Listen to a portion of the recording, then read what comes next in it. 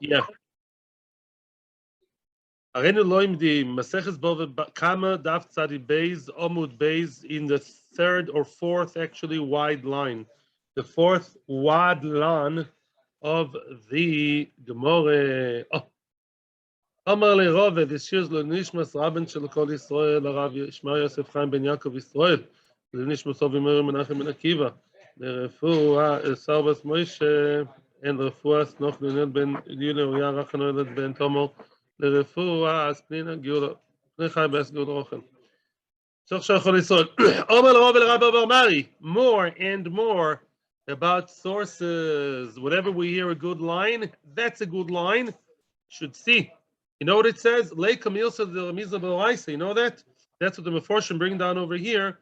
It says nothing, there's nothing that's not alluded to in the Torah. Everything is somewhere in the Torah, we just have to look for it. And if it's not in the Torah, it means it's shtuyot. And even if a very frum person tells you something, it can be completely shtuyot, balabatish, and based on goyim. I just saw a statement written by a very frum-sounding magazine, frum-sounding woman. Yeah, I don't know, like Sprinza Bela Tachtarovsky kind of name. And she said that you should listen to your heart and not listen to your brain. That's absolutely goyish, idiotic ashkofa. I could write 10 volumes about how this is wrong according to every possible Baal Musar. So just because somebody with long payas or with Tichel and Shetel on the head says some smart statement, it does not mean that this is based on Torah. And unfortunately, that seeps into our moistus, all the parts of modern psychology that are not. What do you mean? Melech uses Moach first and then the lathe. Ah, very good. Melech uses the lathe first. Whoa, that's a good. I'm going to say this now online. Rabbis, listen to this. Good morning. The difference between Melech and Lemech. Melech uses a Moach before the lathe. And Lemech uses a lave before the moach. Rabbi, Tzvi Rosen, whoa, you hit it right away. What? A Lemech is a typish a Lemech. Besides Lemech had 2 wives and all that. Weiter. Amar Lerova, welcome. You are. He's from America. Very nice. Nice to meet you. Nice to have you here. Amar leRava Rabbi Bar Mari. Rava asked Rabbi Bar Mari, Minaha Milsa, what is the source, Damri Inshi, for what people say? We already saw that. Chamar letmari tivusel l'shakye. Okay, we'll review it quickly. People say, Chamar letmari tivusel l'shakye. The wine belongs to the master, but the thank you, people thank the butler, the one who gives them the wine. How do you know? Why is it that people tend to thank the shakye, the butler, and it's not necessarily a bad thing because you should also thank him. Hashem told Moshe, you should do smicha and put your hand over the head of Yoshua, or maybe Joshua, I'm not sure. Yeah, why? The entire congregation should see and hear that he became the next leader. Nobody should argue. He was nismach b'Moshe Rabbeinu. When the stipler was niftar, so Rav Shach said, Heniach ben Achrov. Stipler is nifter, his son Reb Chaim Kanevsky is, can continue him, is at the level to continue him. B'ksiv, and it says, later on, it says, Yeshua binun mala ruach chochma, Yeshua binun was full of the spirit of wisdom, Kisamach Moshe, Esyod of Olav, V'yishmor of Kol Bnei Yisrael, because Moshe is the one who gave him, bestowed upon him the smicha. Sounds like Moshe, who is the one who carried out the Hashem's commandment, is the one that should also be thanked, and we should allege it to him. Amar le Rov el Rabbi Bar Mari. Next one. Milsa, what is the source for the following statement? Damrin, people say, Kalba bekafne, the dog, my favorite animal, Kalba bekafne, the dog, when he is, what's kafne? Hungry. Glali mivla. Glali mivla, he even swallows, he eats the glolim. Glolim either means his feces.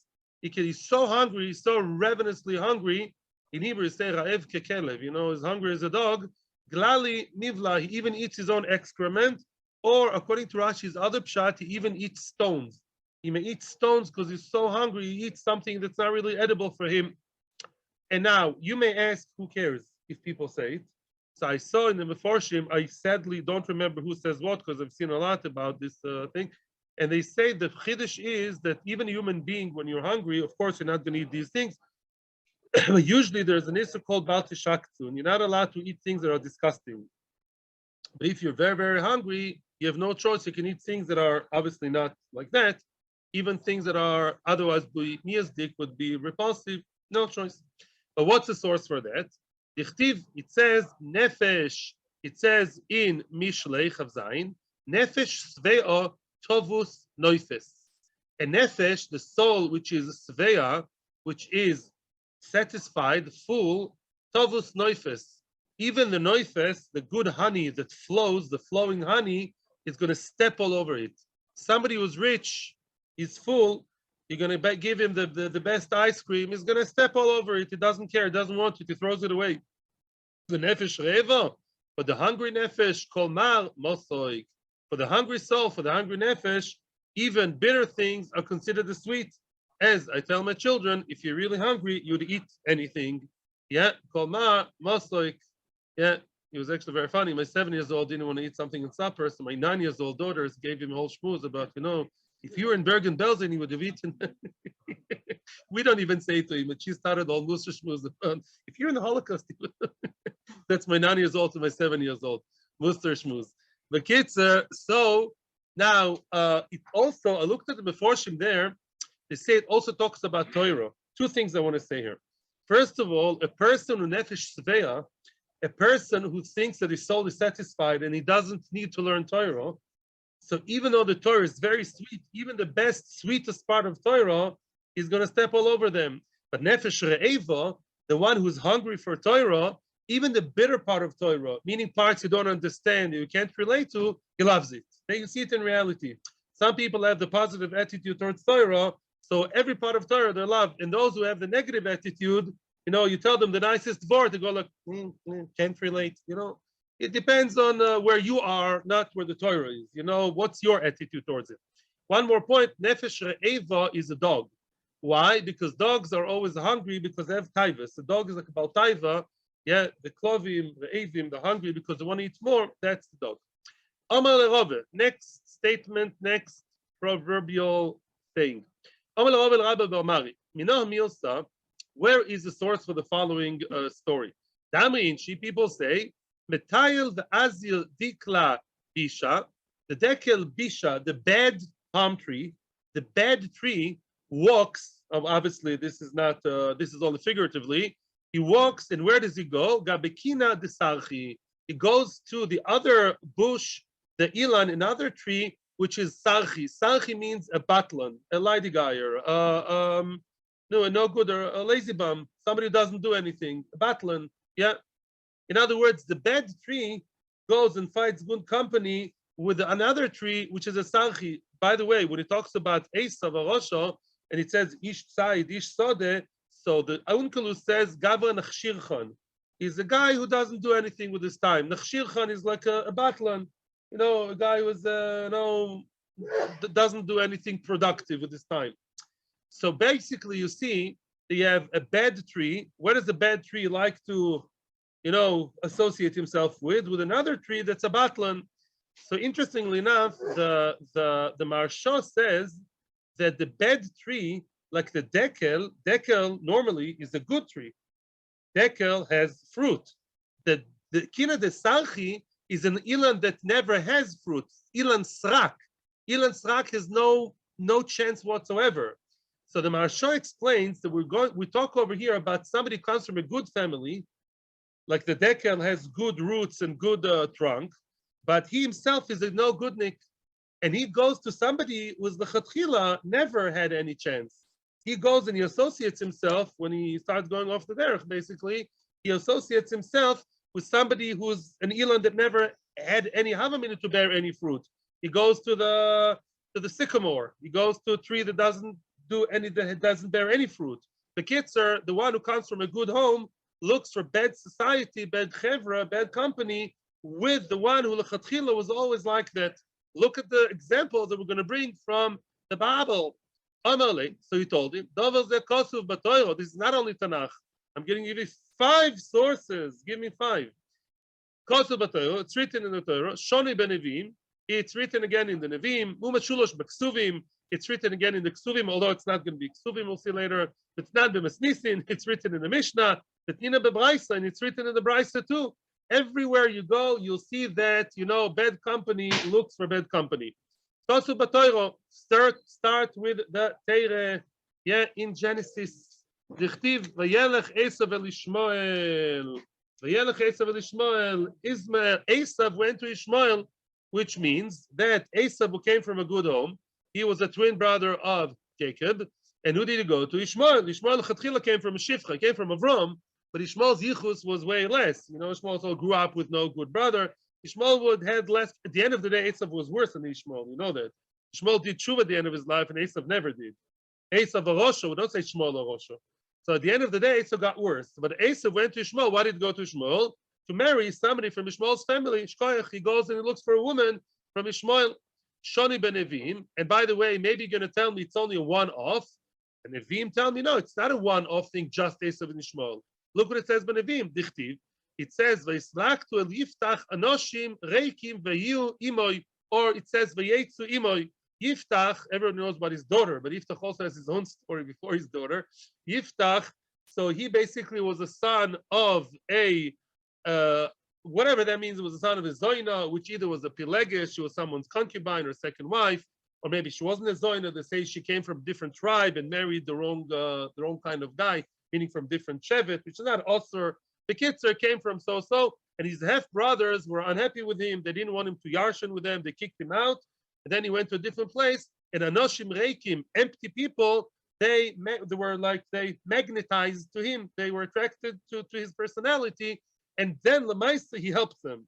So this has a happy ending, but it's interesting. This is actually the positive side, that again, he came from a bad place. He came from bad Yichus, Yiftach, and then the people who were Reikim, but could be from good families, but they themselves were Reikim, they basically were like, youth looking for attention kind of thing, and so on, shot, and he helped them. But at the beginning, we do see that for the good or for the bad, the empty people, the ones from so psychological situation, they attract to the one was the Chatchila from a bad place. Elamai, in Yiftach, it has a happy ending that he did become a shoifet and he helped those people. So I guess it works both ways. Umeshulash b'ksuvim, third time ksuvim. Now this is not ksuvim.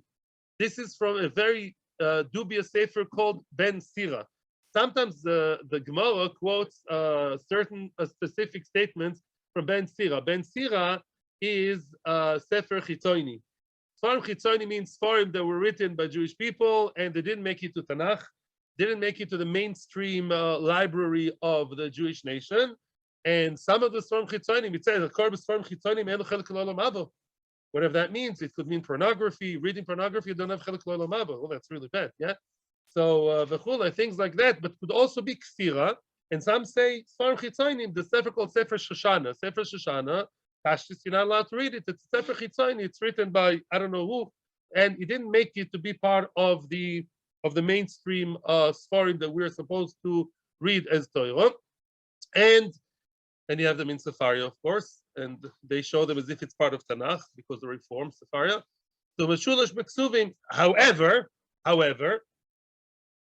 Ben Sira is the lesser of the evils, is quoted sometimes by Chazal. Whoever Ben Sira was, he was a Jewish Chacham that was not fully accepted, but some of his statements are quoted by Chazal, such as what we're going to see over here, and some statements also written in, if I'm not mistaken, in Chelik, in the last parak of Sanhedrin.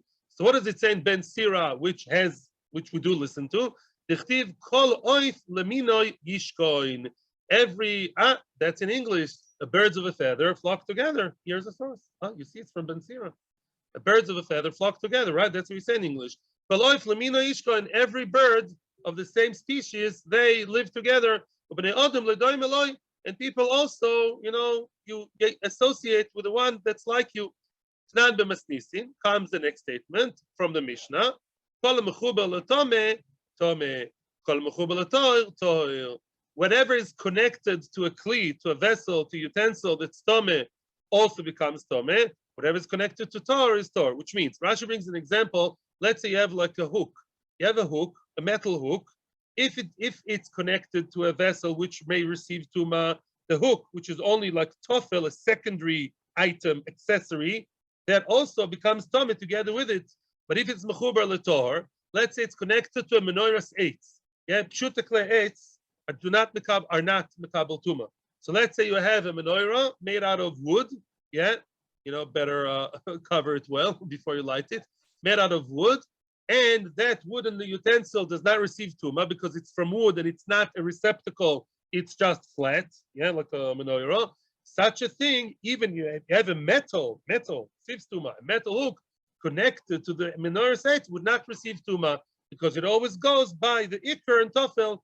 Same thing over here. You connect yourself to tome people, you'll also become even more tome. You have good parents, the kid is a bit like that. He connects to bad friends, it'll become much worse. He connects to good friends, it'll become much better. Betnina bebraisa, and the fifth source is the bebraisa, and that's a famous one. Lezer oimer. I don't know how to say zarzir in English, but zarzir is an animal, is a bird that is similar to orev. Orev is a raven or crow. Yeah, crow. Thank you. I always get it wrong. And zarzir is another bird similar to the orev. Now, zarzir is not as bad as the orev. As we consistently talk, according to the Maharsha, that in this duo, in this couple, you always have one worse than the other. The orev is for sure tome. Orev is mentioned as a chayot tmeah, it's an off tome. The zarzir is actually machlokes whether it's tome or tome. It's expression exactly shmini. I was going to say thank you very much, Baruch, about all the birds, the animals are kosher, not kosher. So the zarzir is actually machlokes in chulin whether it's kosher or not. And zarzir has some simone tahara. He looks more like a kosher bird with all the details. I don't know right now. But the zarzir goes to the orev and gets worse, gets better shpa from the orev. How do you say zarzir? Whatever. Because there are similar species. That our rabbis in the Talmud Torah always used to tell us that. Like when two kids were together, didn't like the friendship, so this line would always hear that there's zarzir.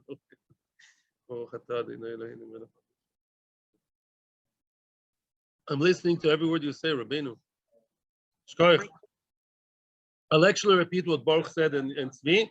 How could Chachomim read Ben Sira? The answer is Chachomim can read Ben Sira in order to, they were at the level where they could read it without being influenced, and that's the story. Weiter. Omer leRov el Rabba Bar Mari. Rava asked Rabba Bar Mari, Mino homil sadamri inchi.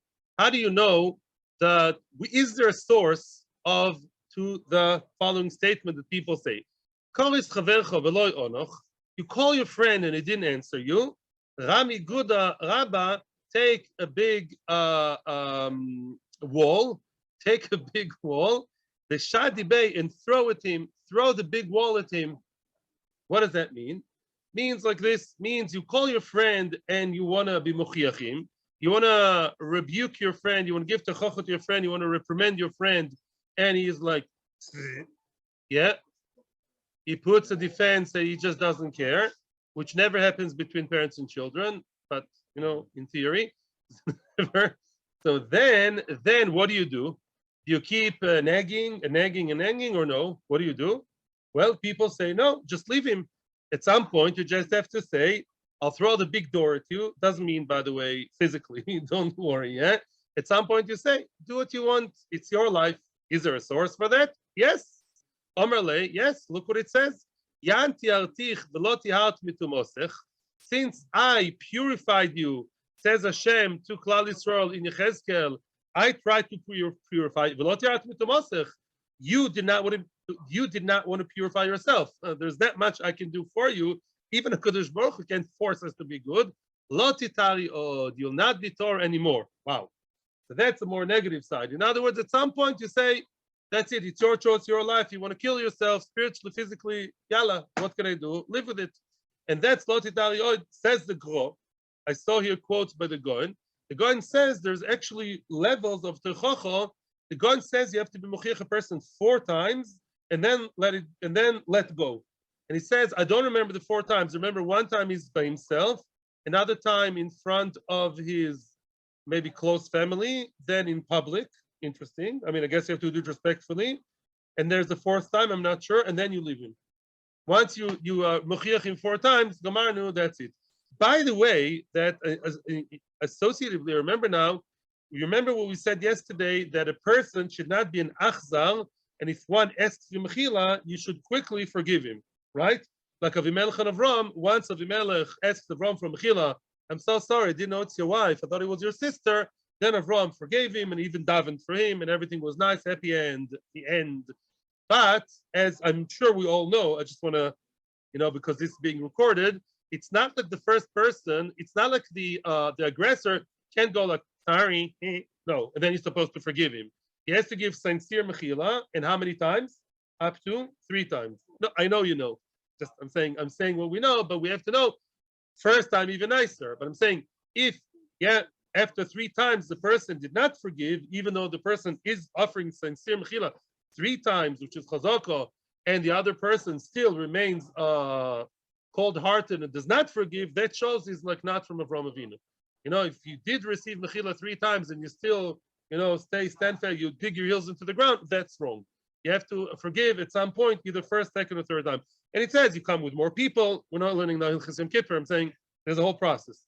Weiter. Omar lei. Oh, here's a very famous statement in Hebrew, which people say a lot in Israel, but the source is here in Aramaic. I never knew that's the source. Omar Minoha Milsa says, how do you know the following statement? Amri Inshi. This is something which a lot of people say in today's Israel. A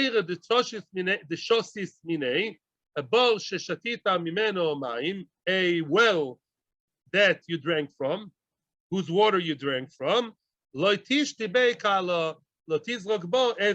Evan is not kala. Don't throw a stone, or don't throw it. Kala means a clod of earth. In other words, you finished drinking from the well of water. You don't need it anymore because now you're going home to the comfort of your home. You don't need the well exactly right now. And maybe you're going to throw a stone, throw a clod of earth and say, I don't need it anymore. No, apparently that's a bad thing. If you use the services of someone, something, somewhere, you should not be, don't behave in a way that is ingrateful. Don't be an ingrate, but show gratitude and don't throw or destroy something that you enjoyed from. Well, how do you know? Is there a source for that? It's a nice idea, makes sense in Musar, but is there a source in the Torah? We need sources, not some, empty talk. You're not allowed to abhor, the Edoimi Kiachicho is your brother, that's a mishpoche. The Edoimim at the end of the day are cousins. Why aren't we allowed to mita'ev, to abhor, to detest the Egyptians? Why? Because we were guests in their land. What? There was like a Holocaust what they did to us afterward, almost, for many, many years. They enslaved us. Still, and that's a chiddush, he should still remember the good times, because in times of need at the beginning, we were basically starving, hungry, we were about to die. Who's we? Yaakov and his children and his grandchildren. They all went to Mitzrayim, and then Mitzrayim opened its doors to the Yidden, to Yaakov and his family. And because of that, although afterwards the relationship got sour somehow, Lamaisa, you have to remember the good times and still remember the good well, the good source of water, even if later things got worse. And that's a chiddush. Those countries that open the doors for the Jews, we should remember them as good countries like America. Oh, God bless America. Right? Germany opened its doors. Did it? Maybe. Poland? Yeah, I think at some point. That's a big sign for me. Okay, fine. Okay. Poland. So I should love the Polish. Okay. I even speak some Polish, really. Okay, no, Seder. Good, you beat me. How do you know the following statement? Ancient people say, and they say like this: "E dolis." Weiter. How do you know the following statement? Is there a source for the statement? "E dalis dura dalina." If you carry the burden, I'll also carry it with you. The loy dalina. And if you don't carry the burden, I will not carry it with you. In other words, in Israeli words, I'm not your friar. You know the word friar? Not your friar. You work, I'll work with you. You know, don't expect me to do the work all on my own without your own help for yourself. How do you know? It sounds very nice, but how do you know there's a source for it? Omer le dichtiv. It says about Barak and Devorah in the war against Sisera. Devorah told Barak, "Listen, Barak, you're a big not Barack Obama, not him, different Barak, the real Barak, the good one, the shofet, yeah, the tzaddik, Barak ben Avinoam. You're a tzaddik, you're choshuv. Look what's going on here. Sisera, yeah, Yovin Melech Sisera. You have to deal with it, fight against him." Vayomer le Barak told Dvorah, "Im telchi imi v'alachti." If you go with me towards Dvorah, I'll go also. Im lo telchi imi lo elech. If you don't go with me to war, I won't go. I'm only willing to go to war if you go with me. So according to some people, she was actually the army general. Unbelievable. And some say, I saw the midrashim. Some say, if you go with me, as like to be sing the shira, to cheer me, to encourage me. You know, you have to be on the, because she was the spiritual leader of the time. Dvorah was a shofetis. She was a spiritual leader. You know, like Rebbe Kanevsky. Yeah. In other words, she was the chosh of a woman. And by the way, she told him, you know, I'll go with you. But then people will say that, you know, he fell into the hands of a woman, which you may not want, you know. So that the woman's side also came about. But the Maisa, Barak told her, you have to go with me. And I want to tell you something very interesting. That I think the Maharsha says, or I don't remember who, it's terrible. Maharsha, maybe even the Gro, they say Yisoid, whenever you want to have a good operation, good successful operation, you have to have two people involved. And then you get the third one, which in the good case should be a Kodesh Baruch Hu. You want to make a child, you know, there's a man and a woman, and then a Kodesh Baruch Hu brings the neshama. Or Moshe and Aaron, and then comes the Torah. You know, in other words, you have this and you have Baruch and Dvorah, then it gets Yata Dishmaya. But you have to get the two sides, two types of personality that are involved in the project, and then you bring about the Choshev thing with the help of the third partner, which should be a Kodesh Baruch Hu. And that's the case over here. So it's not a nice statement, it's a Hashkafa issue. How do you know the following statement? Very chazak. When we were young, Lagavri, we were real men. When we were young, we were men. Now that we're older, we're like little children. Which means now that we are his kanu, now that we think that way, says Rashi, the older you get, you become actually, you deteriorate and become more shofel. You become lower in level. Oy vavoy, how pessimistic. What does that mean? What does that mean? Oy vay, I have white beard. Says the Idam Ashor, I don't remember. Say the Meforshim, unbelievable, amazing. Maybe it's even going, it's so good. They say like this: when you're young, when you're really young, you trust your parents, you trust Hashem, you give your trust in other people. So then you're really great. The smaller you think you are, I'm really a little baby. What do I know? When I'm 10 years old, I have no idea what's going on. My father's mefarnes me, my mother does everything. I'm tall in the hands of others. And Mimela, also know Kodesh Baruch Hu runs the show. I'm not such an independent person. Mimela, I'm really great because I'm secondary to higher beings, to Hashem and his partners. When you grow bigger, I'm already CEO of whatever, shmutzkiputski.com. You know, I'm already, and I have 2 workers under me. Wow, I'm great. I'm independent. I can do everything on my own. The more you think that way, which older people tend to think, I have experience. The more from experience you are, Mimela, you trust yourself and you trust Hashem a little bit less. Mimela, you are much smaller. The bigger you think you are, the more independent you think you are in an arrogant way. And that happens many, many times. I'm older, I'm bigger, I'm smarter, and I get covered in halacha even. Lamaisi, you really become smaller. Say the Meforshim, that's why, say the Meforshim, that's why in the holiest of holy, what were the figures over there? Little kids. The ones real Hashem are little kids because older people are less connected to Hashem. We trust ourselves too much. I have experience, I have knowledge, I have PhD, I have smicha l'rabbanos. I don't know what I have. I don't. You know. And Mimela what? Mimela, that's exactly the chisaron. You can fight it. If you're an older man and you know you're in the hands of Hashem, Adrabah, that's great, but that's an avoido. Says the Torah, well, what's the source? That's very nice, the whole very nice philosophy. What's the makor? See, it says, Vashem hoilech lifneim yoimo b'amud onan lanchoisam haderech v'layla b'amud esh lo lahem.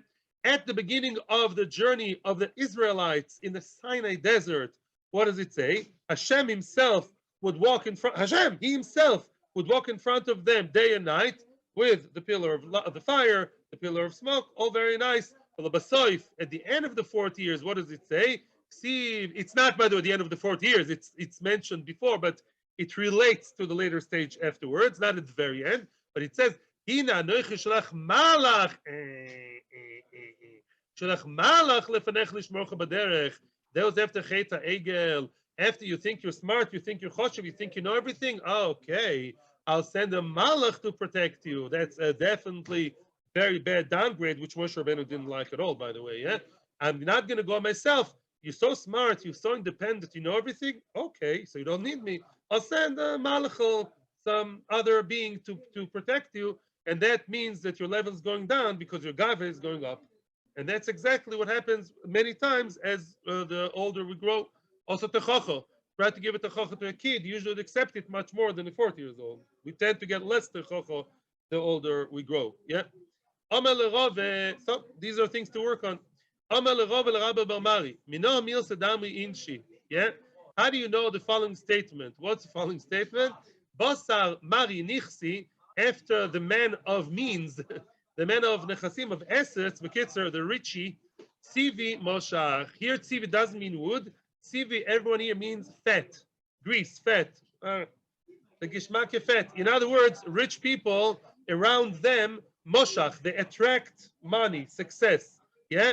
Or Malay, in other words, when a person is rich and you get near him, there's chances you'll also get richer. And it says so in the Gemara, actually. It doesn't say to be machnif to the Ashirim. It says in Psachim Kuf Yud Beis that, you know, if somebody is lucky, has the Shomes Achekes Loi, you should associate himself with him. He may find you a job, he may like you, give a donation to your koilon, yeah. Omerlei, Dichtiv, the Gam Leloi, Tohelech Avram, Oyotzoy Nubaker Ve'olim, Loit would walk together with Avram. He also sort of got, you know, something rubbed off on him, you know, from the richness of Avram. He also got soin, boko, cattle, cows, sheep, and tents, all that. We're done, Rabbi Sai. We are done with the who said, you know. We're done with the section of who said, what's the source. Now we have more Agadata, fascinating Agadata, which takes us back to the story of Abraham and Abimelech, yeah, or Avram Avinu, Abimelech and Sarah. That story now takes a new dimension. Halacha l'maaseh. We're going to say Musar now, and that actually is halacha l'maaseh in the Ramo. Unbelievable how much Musar you see when you learn Shulchan Aruch. You see so many Musar ideas. You have no idea about, you know, Ashkofa, and we should concentrate in life. Unbelievable. So let me ask you a question. I would imagine before reading this Gemara or before knowing about this Gemara, if you're a real frum person, you believe in Hashem very much, and so is bothering you. Chas v'sholom, you have a neighbor that's bothering you all the time. You have, I don't know, somebody who's giving you a hard time. Somebody's the real pest, terrible person. He pests you all the time. I would say, well, the natural thing to do is to daven to Hashem and ask Hashem, Hashem, punish him. Punish him. Look what he's doing to me. You're ruining my life, ruining my chas v'sholom, my marriage, my apartment, my money. Dear Hashem, please punish him because I trust Hashem. No, look what the Gemara has to say. Amar Rav Chanan. Says Rav Chanan, a moiser din al chaveroi, a person who's moiser din al chaveroi, a person who basically says to Hashem, I'm giving the din to you, is transmitting the din to Hashem. Hashem, you are the judge of all judges. I'm passing that court case, so to speak. I get no real court case, by the way. We'll see that later. Instead of going to the Dayan here, to the Dayanim here in the Groshul, I go to Hashem in the daven to Hashem. You should judge him. That's not so simple. The one who will be punished first is the one screaming to Hashem. He'll be punished first. Maybe the other one also. But you complain about him to Hashem, you'll be punished first.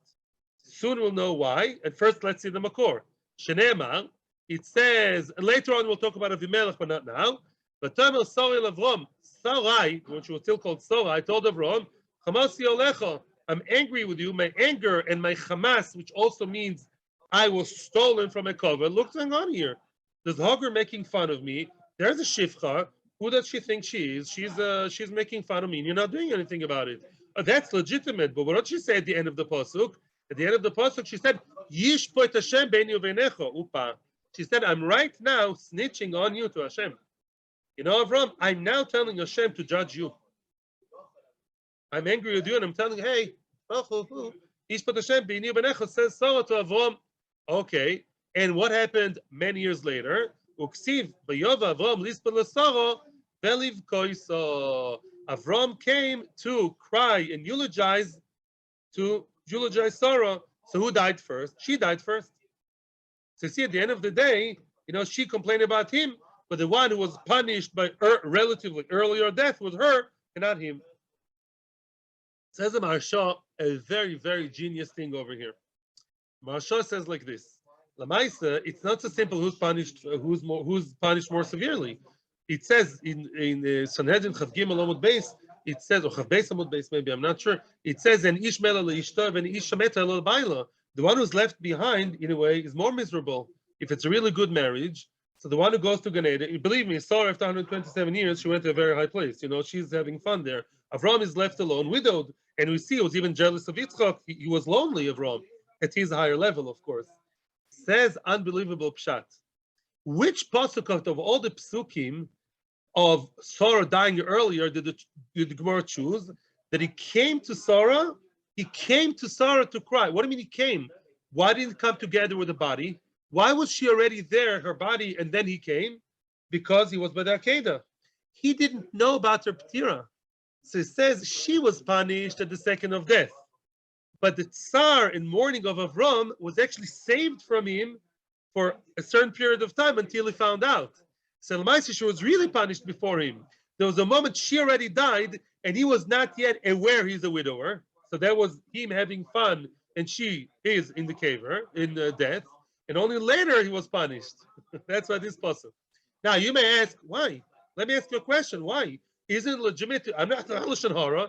Why can't they say to Hashem, look, this guy, let's say my neighbor says Lashon Hara about me. He besmirches my name. He says I'm a Rasha, and you should judge him. You know what happens in that second? Hashem says, okay, there's somebody you're complaining about Lashon Hara.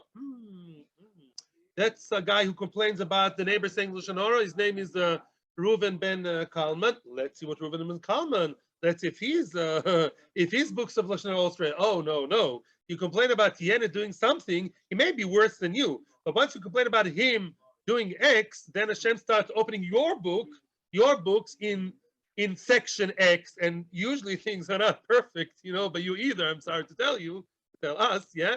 And Mimela, that's why. Don't start complaining to Hashem about his whichever Avera, because that's kind of tricky. You don't know if you're exactly perfect in that area either. So what should you do? Continues the Gemara. The Hani Mili, the Islay Dayana. The version is not Dina, Dayana, which means a Beis Din. If there's a Beis Din in the neighborhood, if there's a Beis Din, you can take your neighbor. So funnily enough, don't get Hashem involved. You can daven to Hashem that he should stop, but don't complain and says judging. It's different. Daven to Hashem, please, the retivut should stop and the neighbor causes retivut. But don't complain about him, that Hashem should judge him. But what you should do, go to Beis Din. Hashem gave the Torah and the Din to us mortal human beings. So before you start getting all dramatic and crying to Hashem about him doing this, go to Beis Din and tell them about it, and they should judge him. These are the normal channels. And says Tosfos, and I saw this also in the Bes Yosef in Rosh Hashanah. I saw it. Says not the Bes Yosef, the Ran on the reef. He says that Sarah should have complained, and also Tosfos Baram is over here. Sarah should have taken Avram to Beis Din, the Beis Din Shel Hashem. She shouldn't have complained to Hashem. Obviously, it's nicer if she can sort it out between her and her husband. If she feels he's not responsive, she should have taken Avram to Beis Din Shel Hashem and tell Beis Din, look, I have a husband over here, Avram Avinu, you know him, great man, and he is not treating me nicely vis-a-vis Hagar, and she should have taken it to the courts. Unbelievable. That's better than davening to Hashem and telling Hashem, you be the judge. Go to a judge of flesh and blood first. If the judge is not responsive or they're not around, or you live in Hughesville where there's no Beis Din, then you can complain to Hashem. Another pshat of the Ran over there is, before complaining to Hashem, talk to the man, talk to the guy. I remember once in the neighborhood here, I'm not getting political, and that was many years ago, they were complaining that I don't want to say details, that a certain institution are disturbing other people. They open a door towards the street, and they find that all the people going into the institution from that street, they're bothering the neighbors. And they started a whole email campaign and the whole thing. So I spoke to one of the Menalim of the Mossad, and he's Israeli. And he said, nobody ever spoke to me. I know he's a very nice man. He's a very honest man. Nobody ever spoke to me. So they all start complaining and being the under. Maybe they were right. I'm not taking sides. There was many ladies who were talking. They're all talking among themselves in all the groups and all the internet, and nobody spoke to the man. How can he do that? Speak to him first. Tell him it's a problem. Maybe he'll close the door. Maybe he'll do something. And then, if he's not responsive, there are ways to do it. But don't start a whole. That's very, we're so used to the Western way of doing things. My rights and having a petition. First, speak to the person. Then do other things. So that's what it says. If you speak to your neighbor who speaks Lashon Hara against you, maybe he also has things to tell you, and he's not responding, and then there's nowhere to go. Then go to Beis Din. Beis Din doesn't listen. Then go to HaKadosh Baruch Hu. And then you can complain to HaKadosh Baruch Hu about him and tell him to be the judge. Because you really tried all other normal channels, and HaKadosh Baruch Hu is the Supreme Court. But before that, don't start with the HaKadosh Baruch Hu. Ad kedei kach. Yeah, unbelievable. And that's halacha. Brought down in the Ramah. Halacha in the Ramah. Ramah brings it down. Weiter. Amar B'Yitzchak. Says Rabbi Yitzchak now, we have two different pshatim, Rashi and Tosfos. Let's follow Rashi. Amar B'Yitzchak. Oy lo letzoyek yoiser min anitzak. Oy va'avoy. The tzoyek, the one who screams to Hashem, not the legal way, so to speak, he'll get punished worse than the nitzak, more than the one who is complaining about, more than the aggressor, more than the one he's snitching on. What does that mean exactly? Tani nami achi. Here's a brisa that supports it and explains it. Oh, wait. Before we continue, there seems to be a pasuk that contradicts this entire beautiful theory.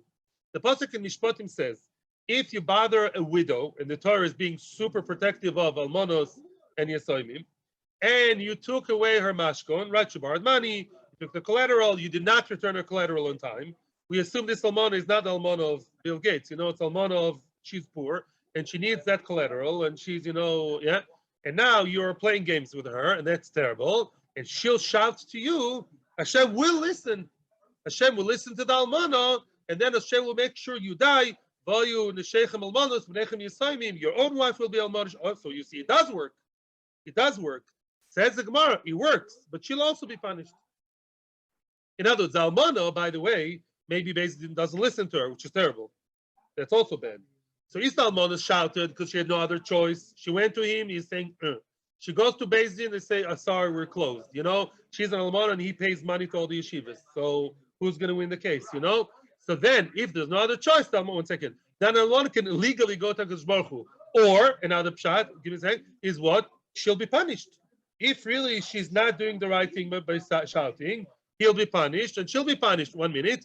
Ela tani nami achi. I'll listen to you soon. Both the one who shouts and the one who is being shouted on, the one who's being told, are both going to be punished. So why is Hashem? The pasuk sounds like the one who aggressed the almana, the bad guy who the almana cries about, will be punished. In this case, the tzoyek yoiser min anitzak, the one who shouts, will get punished before the nitzak. Unbelievable. The almana, if she's not doing it the right way, she'll be punished before the man. B'neichem yesoimim is plural. In other words, she'll also be punished. B'neichem, her children and your children, you both die lo aleinu. So that's it. Don't go to HaKadosh Baruch Hu, only if there's no other. Of course, by the way, you should daven to HaKadosh Baruch Hu. If the almana wants to say, Hashem, Tsar, and Oni, and people bothering me, that's fine. That's good. And whatever, give me money, please. I want to win the lottery tomorrow. Great. But to mamish judge, to mamish say to Hashem, you should judge him and punish him to pinpoint the bakosha. You have to be very careful when you daven, what you daven for. That people say, people daven so much to lose weight, they got cancer, lost weight. Lo aleinu. You know what I'm saying? You have to daven with the right nusach. If you daven and say, I want you, Hashem, to punish him for this or there, you should judge it. That's too much. That's too harif. That's not should be the lashon. And there's a Tosfos, but I'll listen to you first and then to Tosfos. Yes, and then we'll see Tosfos. Yes, Rabbeinu. Weiter. Oh, Tosfos says differently. Tosfos says no. Tosfos says a whole different gears over here. And he says that the question is, and that's what Rashi says also in the Chumash, it says, Shema esh matzah. The Torah does say, I will listen to the heed, to the cry of the almana, and I'll punish you. So it sounds like, well, it works. One answer can say it works, but she's also being burned by the fire. This is different girsa. That whether, if Hashem sees that somebody bothers the almana, Hakadosh Baruch Hu has his eyes everywhere, he can punish that man without the almana talking, right? In other words, you can claim that the almana shouting, look what he's doing to me, it's superfluous. And Hashem knows that he's bothering the almana. Elamai, the one, let's say, a person who did something wrong to the almana will be punished anyways. But if the almana shouts and screams against him, then Hashem will punish him earlier. In other words, her tza'aka, her scream, maybe means if it's done the right way, because she has nobody else to turn to, which I think is the case. That's what the Mefarshim say. The almana is nobody to listen to. Nobody would listen to her. She's some poor almana, not from the circle, from the chevra. Everyone forgets about her. Who's going to listen to her? Only Hashem. In such a case, it's legitimate. And then Hashem will actually hasten it and bring the punishment earlier than otherwise. Hadn't she shouted, Hashem would also punish the person, but that would be nice and slow until next Yom Kippur, until whenever. But when the almana shouts, that brings the case further. You know, like the Yiriyah. What happens when you talk to the Yiriyah? The paper goes from here to here. They have a stack of papers. Your request goes up all the way up there. So when the almana shouts, her paper in Shamayim of request of the plaintiff jumps to be the first, first in the queue. And that's dangerous for the guy. And that's what the Torah says, if she's tza'ekes, you're in trouble. Weiter. We should never know of such things. Another statement of Yitzchak, and that has to do with Soro and Avimelech. La'olam alti kilos hediot kala beinecha. Just like we say about birkat hediot, also klolas hediot.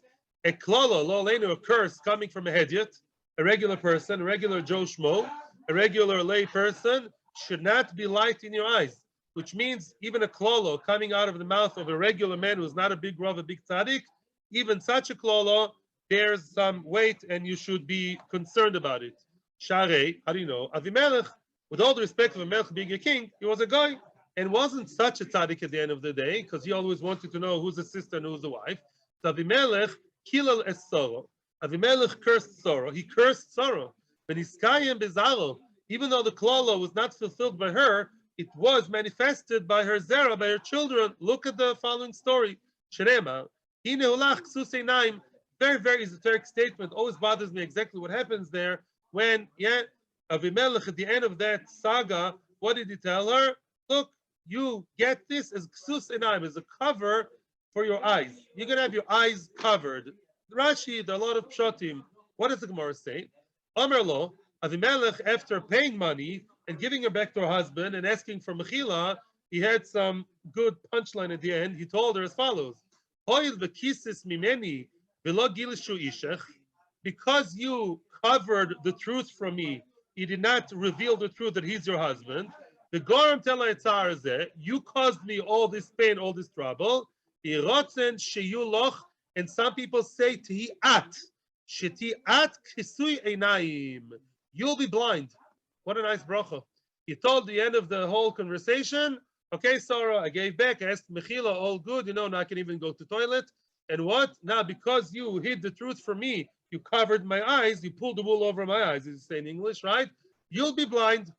Wool guy. Okay, so, you know what happened? This guy Bezalo. Yitzchak. When Yitzchak got older, but his eyes got blind. Why did he get blind? I know you know at least 3 reasons. We know, besides all the reasons, the Ocean of the Zara, the tears of the Malachim, it's all very nice. However, here we see the factor of the klala was what pushed it in. The fact that the mother was niskalel to be what? Blind, lo leinu. It was miskalel by her. Maybe she had too many zchusim. She was a tzadekes. I'm not saying Yitzchak wasn't, but the klala was still hanging in the air there, somewhere out there, and it was miskayim in the zera. And now Yitzchak lo leinu became blind. By the way, don't be too sympathetic with Avimelech, of course, because although he was kilo deceived, but it was really his fault for starting this whole conversation, and he basically cornered Sarah and Avram to say it by asking, "Is this your wife?" And then Avram would have been dead otherwise. Yes.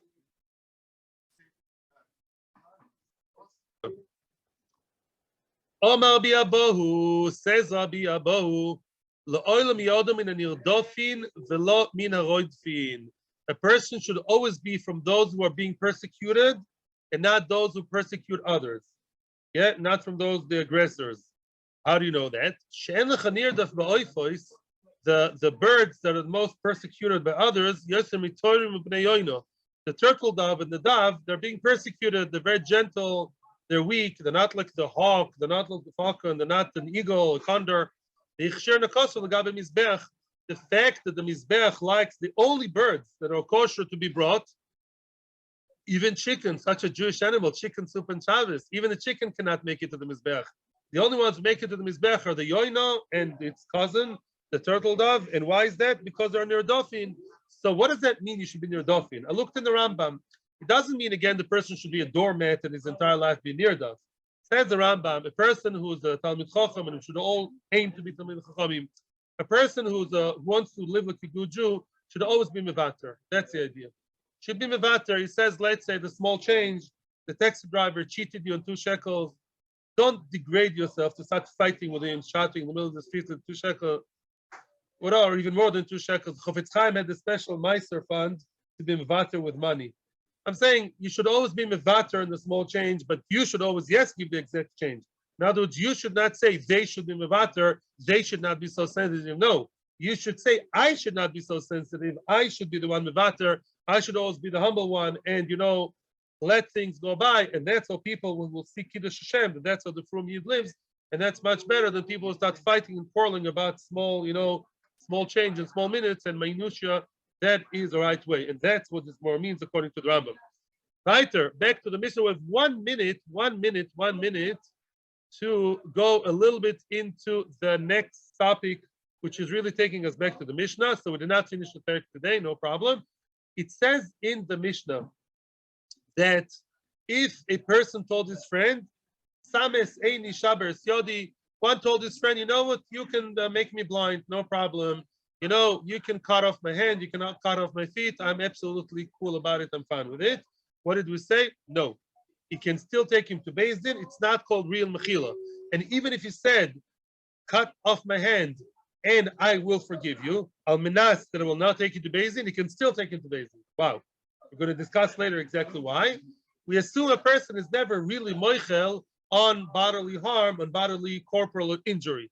But if the person said, you can tear my jeans pants, it's even fashionable. You can even tear my white shirt, even tear my tuxedo. That's expensive, He can tear them up, and he tore them up, he can go to Beis Din. He wasn't serious. But if he said, you can tear up my tuxedo, and I promise you, conditional, that I will not take you to Beis Din, then he cannot take you to Beis Din. You need 2 conditions. If it was not bodily harm, but it was just property damage, he can break my table, break my, I don't know what, tear my shoes, yeah? And he made a clear condition, on condition that I will never take you to Beis Din, and there are 2 Eidim, he cannot take him to Beis Din, and that's called Mechila. And the Mechila on property, we assume, works better than Mechila over bodily injury. I hope we'll understand that it's clear, but we're going to discuss that later, and that will be on Sunday, Mirza Hashem.